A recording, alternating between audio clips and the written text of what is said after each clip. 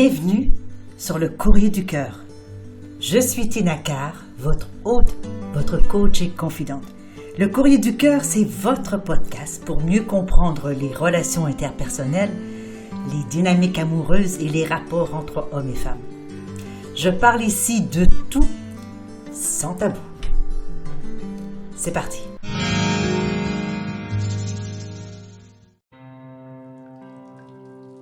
Je reçois aujourd'hui une lettre venant de Jonathan, qui va comme suit. Bonjour Tina. J'ai rencontré une fille il y a de cela 1 mois, une fille qui a réveillé en moi un sentiment que je croyais éteint depuis longtemps. Avec le temps, je suis tombée amoureux d'elle et je me suis sentie à l'aise avec elle malgré ma forte peur de l'engagement, dont elle souffre aussi malheureusement. Je sais que je lui plais, elle me le dit rarement, mais oui. Le problème est qu'elle vient de sortir d'une relation de 9 mois avec quelqu'un avec qui elle s'est beaucoup attachée. Son premier amour. Et elle n'arrive pas à en faire le deuil. Cette fille a vécu d'innombrables atrocités dans sa vie et elle a eu un passé très difficile, ce qui explique sa peur de l'abandon et le fait qu'elle me dise qu'elle est tellement perdue et déprimée pendant cette période. Je ne cesse de lui dire que je suis là pour elle, que je veux l'aider, lui donner la gentillesse et l'attention qu'elle demande. Mais dernièrement, elle commence petit à petit à s'éloigner, à être parfois froide, ce qui me donne l'impression que ma gentillesse et ma disponibilité pour elle n'ont fait que perdre de la valeur à ses yeux. Je l'ai rencontrée et fait part de ce que je ressens, du fait qu'elle pense toujours à son ex et qu'elle ne peut pas aimer 2 personnes à la fois. Elle m'a expliqué qu'elle ne l'aimait plus, mais qu'elle ressentait toujours cette nostalgie, qu'elle passe une période très instable et que malgré le fait qu'elle m'ait choisi parmi ses plusieurs prétendants et que je lui plaise vraiment et qu'elle s'imagine avec moi, elle ne pourra jamais m'aimer comme elle a aimé son premier amour. Elle ne veut pas me faire subir son instabilité et son mal, expliquant par ceci le fait qu'elle commence dernièrement à m'éviter. Mes questions sont les suivantes. Que dois-je faire pour la soutenir vis-à-vis sa rupture et du fait qu'elle soit perdue? Dit-elle la vérité quand elle s'éloigne pour ne pas me faire souffrir ou est-ce un prétexte pour s'éloigner de moi? Que dois-je faire tout simplement car je me sens perdue? C'est la première fois que j'aime autant quelqu'un dans ma vie. Je lui ai dit que je ne voulais pas tomber dans une relation pansement et elle m'a assuré que ce n'était pas le cas, que je lui plais et qu'elle ne faisait pas ça du tout. Merci par avance, Jonathan. Cher Jonathan, tout d'abord merci de vous adresser à moi et à notre auditoire concernant donc votre préoccupation sur votre relation nouvelle que vous entreprenez avec cette jeune femme. Vous vous dites complètement amoureux, vous voulez faire tout pour la reconquérir, pour la conquérir d'ailleurs, et parce qu'elle a vécu une relation un peu difficile, une séparation plutôt difficile, eh bien elle a du mal à s'engager envers vous et elle a surtout peur de ne pas vous aimer à la hauteur de ce premier amour. Quoi faire? C'est pas facile, Jonathan, j'en conviens. Alors déjà, il faut comprendre que pour une fille, je parle de façon générale bien sûr, pour une fille, tomber en amour la première fois dans sa vie est quelque chose de très, très marquant. Comme si on avait été habitué depuis toute petite, par notre éducation, par les contes de fées qu'on nous raconte depuis toujours, par tous les films et tous les romans savants qu'on nous présente, nous sommes habitués donc depuis toute petite fille de rêver à ce premier amour. Alors, est-ce que ce premier amour est aussi extraordinaire qu'il est? Peut-être. Est-ce qu'il est peut-être teinté justement de cette fantaisie, de ce fantasme absolu d'avoir découvert pour la première fois quelque chose qui devrait durer éternellement? Possible aussi. Quoi qu'il en soit, c'est qu'elle garde cette trace en elle de cet amour perdu. Par ce fait même, j'imagine, je peux croire simplement que cette rupture a été plutôt amenée de la part de son partenaire plutôt que de sa part à elle, puisque si elle était si en amour, elle n'aurait probablement pas quitté cet homme. Et là, elle vous regarde, elle vous aime, elle veut vous aimer, mais elle a encore cette crotte sur le cœur, si je peux dire, cette pensée, cette nostalgie, comme vous la nommez, de son ex. Que peut-on faire? Eh bien, vous savez, cher Jonathan, L'amour ne se dicte pas, l'amour ne s'oblige pas, l'amour ne se commande pas non plus. L'amour est quelque chose, est un don de soi. C'est un merveilleux cadeau que l'on donne et que l'on reçoit aussi. Dans une relation d'amour, bien évidemment, il faut avoir cette réciprocité entre les deux partenaires, parce que lorsqu'il y a seulement un avenue, seulement un sens unique, il est difficile de faire développer et de faire grandir une relation. Que peut-on faire à ce stade-ci, cher Jonathan? La question est compliquée. Je comprends que vous êtes en mesure de lui donner le maximum de votre capacité, c'est-à-dire que vous êtes patient, vous êtes gentil, vous lui accordez du temps, vous lui accordez de l'espace, mais cela semble ne pas suffire. Peut-être qu'il faut un peu de temps, Jonathan. Vous savez, une peine d'amour, ça ne s'efface pas. De la nostalgie par rapport à quelqu'un, ça ne s'efface pas. Souvent, c'est qu'on a idéalisé cette première personne ou la personne envers qui nous portons notre amour. On a idéalisé cette personne et puis soudainement, si cet idéal s'envole, s'enfuit, se désatteint, eh bien, on est un peu cassé.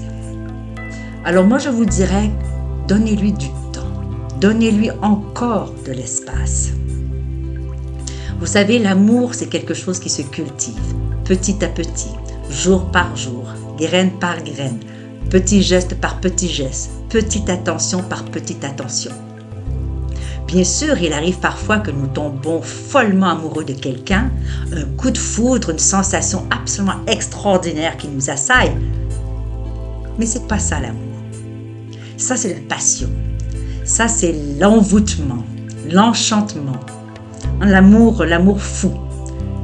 Mais ça ne dure pas, cet amour-là. Alors peut-être qu'elle a vécu ça avec son ex et qu'elle n'a pas pu finalement descendre de son grand nuage pour finalement réaliser que l'homme avec qui elle était est un homme normal, tout comme elle est une femme normale. Et que la relation naissante qu'ils avaient depuis 3 mois était absolument extraordinaire. Mais dans le temps, cette relation-là ne peut pas perdurer, on le sait.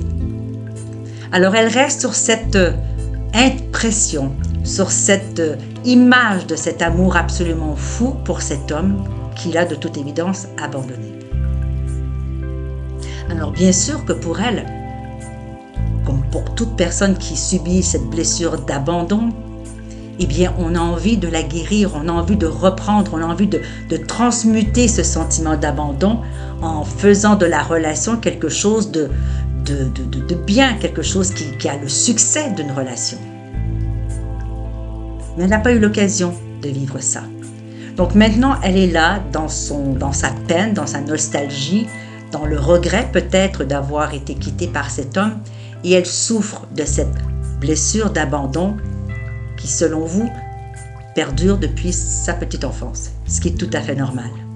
On en a déjà parlé, mais je vais en reparler encore, c'est-à-dire que ces 5 blessures de l'enfance, dont celle de l'abandon, ce sont des blessures que nous avons contractées, si je peux dire, que nous avons subies quand nous sommes tout petits. Et notre vie entière, c'est une quête finalement à la guérison, une quête à transmuter justement ces blessures-là pour pouvoir vivre dans la sérénité, dans le confort, dans la paix avec nous-mêmes. Il y a un travail au niveau développement personnel qui s'opère ici. Un travail sur cette blessure d'abandon. Vous ne pourrez pas la guérir pour elle, cher Jonathan, malgré toutes vos bonnes intentions, malgré tout votre amour et votre dévotion envers cette femme. Le travail doit se faire chez elle, par elle, pour elle. Alors, qu'est-ce que vous pouvez faire pour l'aider un petit peu? Eh bien, il est entendu que ce que vous faites pour l'instant me semble tout à fait adéquat. Ces petits gestes, ces attentions, cette gentillesse que vous lui accordez, c'est fantastique. Et vous savez, l'abandon, qu'est-ce qui se passe quand on se sent abandonné? C'est qu'on perd confiance dans les gens. On se dit, bien, si quelqu'un m'a abandonné, ça veut dire que premièrement, je ne mérite pas d'être là. Je suis une mauvaise personne ou je ne suis pas assez jolie, je ne suis pas assez gentille, je ne suis pas assez ci, je ne suis pas assez cela. On doit, pour guérir, expliquer à quelque part pourquoi on a été abandonné. Et pourtant, souvent, ce n'est même pas à cause de nous. C'est souvent la personne qui nous abandonne qui a, elle, un problème pour garder l'autre. Alors, il faut simplement pour elle de prendre le temps de vérifier avec elle-même qu'est-ce qui fait qu'elle se sent comme ça. Comment est-ce qu'on peut sortir de ce sentiment d'abandon? Eh bien, il faudrait nécessairement commencer à reprendre confiance en soi. Reprendre l'estime de soi-même. Reconnaître que nous avons de la valeur. Parce que quelqu'un qui est abandonné croit qu'elle n'a pas de valeur. Si on jette quelqu'un, si on laisse tomber quelqu'un, c'est qu'on n'en vaut pas la peine. Alors, elle doit petit à petit reprendre cette estime d'elle-même. Et ça peut prendre du temps. Ça peut prendre du temps, Jonathan. Il faut être patient.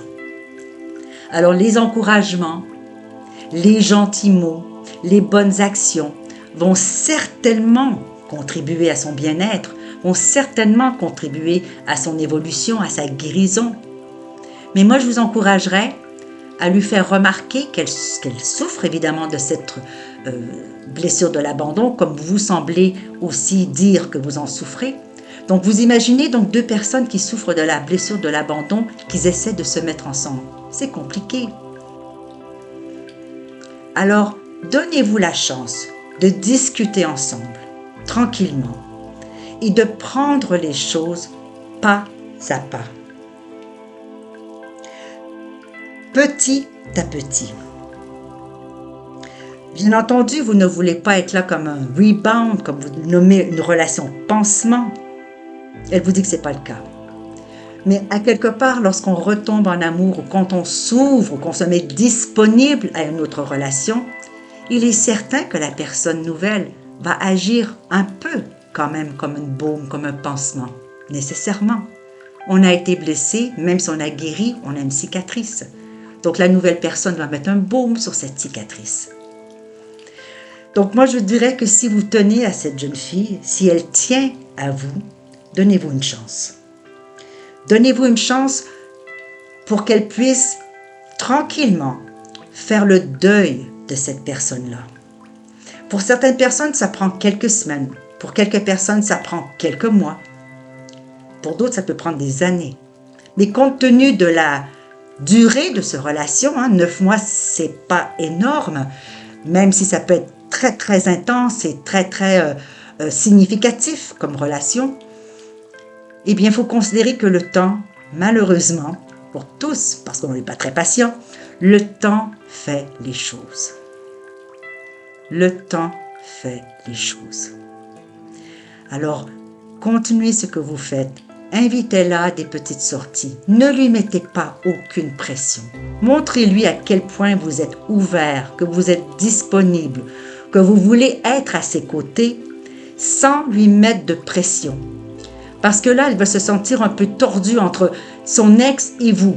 Elle va peut-être avoir le sentiment d'avoir à choisir tout de suite.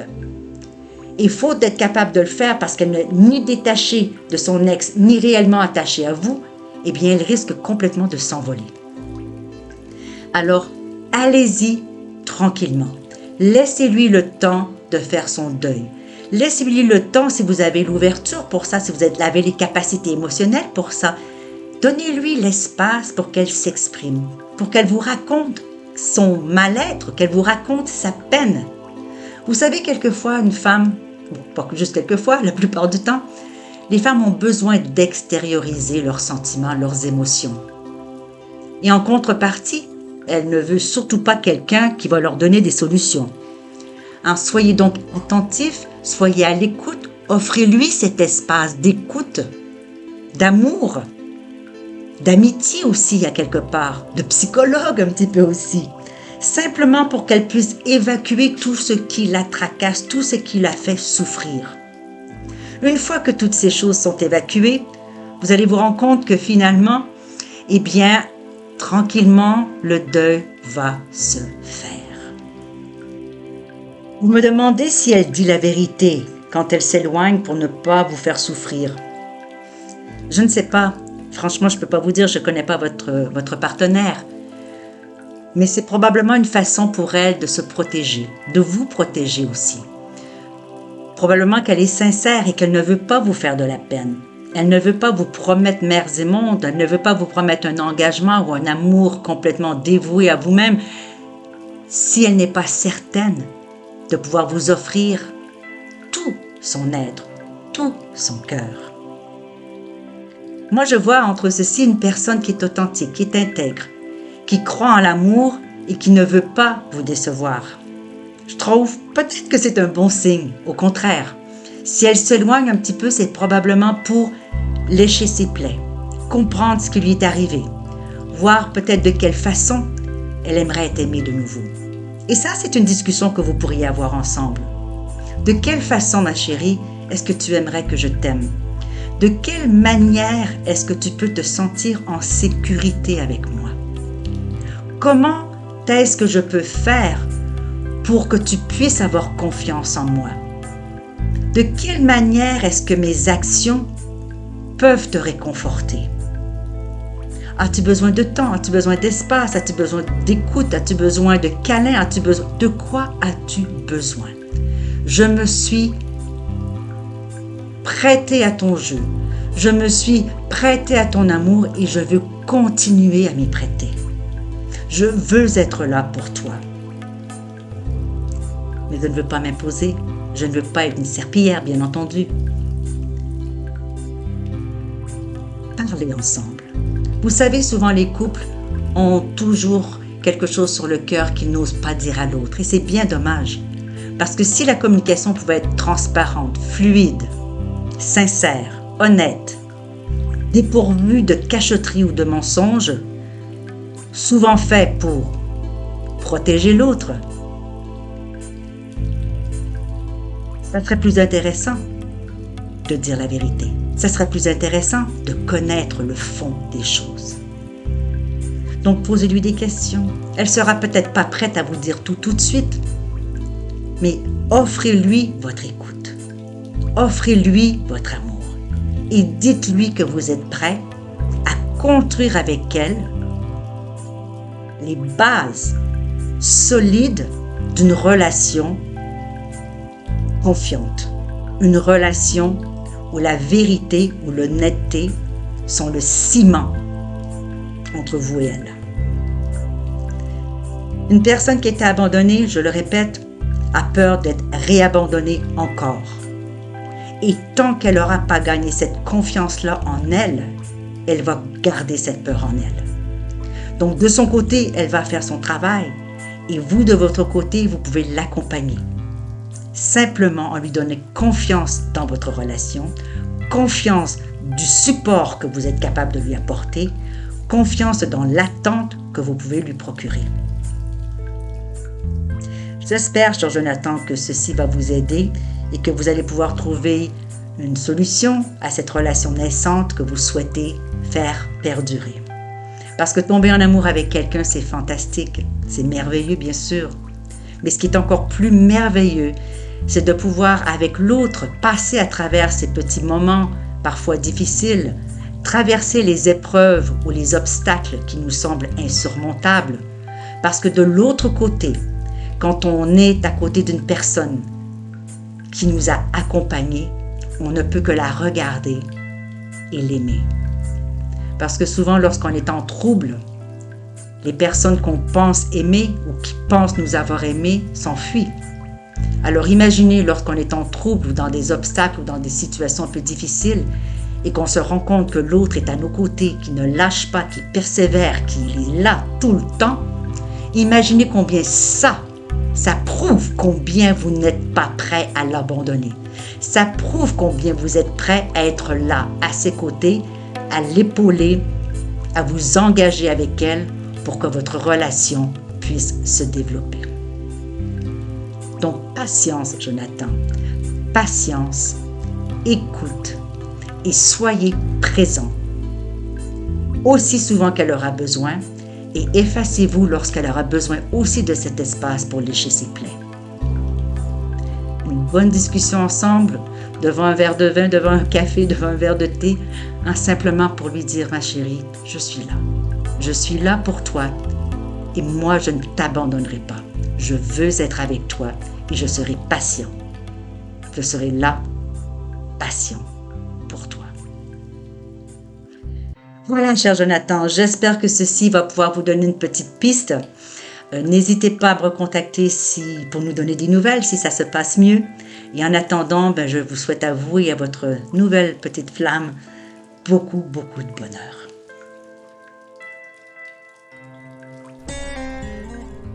Nous voilà à la fin de cet épisode du Courrier du Cœur. Merci d'avoir été là et d'avoir partagé ce moment avec moi. J'espère que vous y avez trouvé de la valeur. Si vous ne l'avez pas déjà fait, je vous invite à vous abonner à ce podcast afin de manquer aucun épisode. Et vous pourriez, par la même occasion, si le cœur vous en dit, écrire un commentaire ou laisser une appréciation avec quelques étoiles. Alors, je vous retrouve dans un prochain épisode du Courrier du Cœur. Mon nom est Tina Carr, je suis votre hôte, votre coach et votre confident. À bientôt.